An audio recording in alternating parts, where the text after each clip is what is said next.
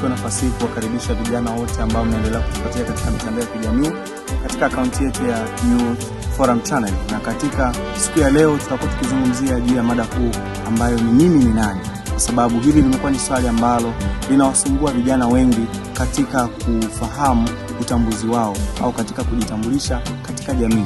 Swali hili la kuwa mimi ni nani ni swali la msingi sana ambalo kila kijana anatakiwa kufahamu kuwa yeye ni nani, kwa sababu tunaona kwamba katika kutafuta utambulisho vijana wengi wamekuwa wakitumia vitu mbalimbali katika kujitambulisha. Wengine wakijitambulisha kutokana na nafasi yao ya kiuchumi, wengine wakijitambulisha kutokana na kazi yao, wengine wakijitambulisha kutokana na yale mazingira ambayo yanazunguka katika jamii. Lakini kumbe tunakuja kutambua kwamba hivi vyote sio vitu ambavyo vinampa utambulisho mtu. Tukisoma katika Biblia sura ya 1 aya 26, tunaona neno la Mungu linatuambia kwamba Mungu alisema kwamba na tumuumbe mtu kwa sura na mfano wetu. Hivyo sisi wote tumeumbwa kwa sura na mfano wa Mwenyezi Mungu. Kwa hiyo tuna zile chembe za kimungu ambazo Mwenyezi Mungu amempatia kila mmoja wetu. Hivyo tunatakiwa kujitambulisha tukifahamu kwamba sisi tuko katika sura na mfano wa Mungu mwenyewe.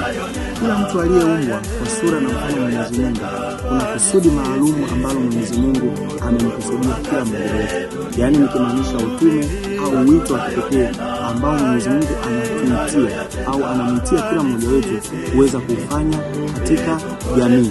Hivyo wewe kama kijana, haina haja pale unapojiona kuwa wewe ni mtu dhaifu, kwa sababu tunatambua kwamba kuna nguvu ambayo Mwenyezi Mungu amempatia kila mmoja wetu, na kuna kusudi maalum ambalo kila mmoja wetu analo katika maisha. Na kitu cha msingi ambacho unatakiwa kufanya wewe kijana ni kutambua kusudi ambalo Mwenyezi Mungu ameliweka juu yako, ili basi uweze kutimiza ile kusudi ambalo Mwenyezi Mungu anakuitia.